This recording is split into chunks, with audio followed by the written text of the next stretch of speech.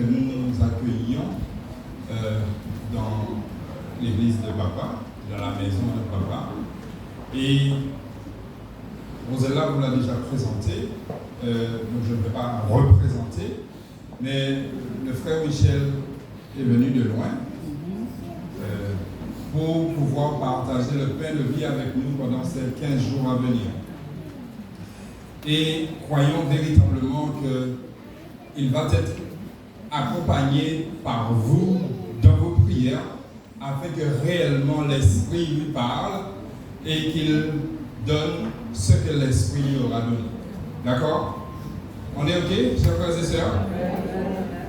Alors donc, comme je vous ai dit, je ne le présente pas. Je lui laisse simplement le soin de partager avec vous ce pain de vie. Bon sabbat.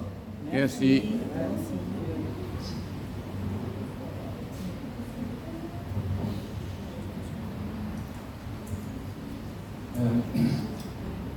Bonjour frères et sœurs. Bonjour Michel. Joyeux sabbat. Merci à toi aussi. Je suis honoré d'être devant vous ce matin et l'honneur qui m'est fait pour, au cours de ces 15 jours, présenter un Dieu qui, j'espère, va vous étonner et va vous remplir d'amour pour lui. Amen.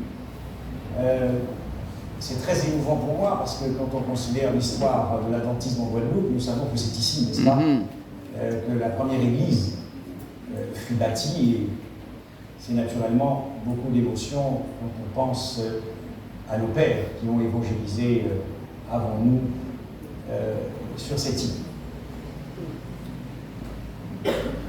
Ce matin, j'ai choisi un texte, nous allons le relire, pour essayer de planter le décor, et nous allons essayer au cours de ces 15 jours de bâtir ensemble dans la connaissance de notre Dieu. Je vous invite à reprendre avec moi ce texte que nous avons lu dans Jean 14.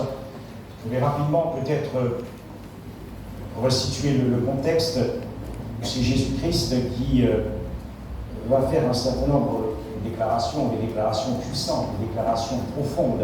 Il faut imaginer à ce moment-là que c'est un homme de 33 ans et qui va bientôt faire l'expérience de cette mort expiatoire, propitiatoire. Ce n'est pas rien. Ce n'est pas rien dans l'issue du conflit cosmique de se trouver à ce moment précis.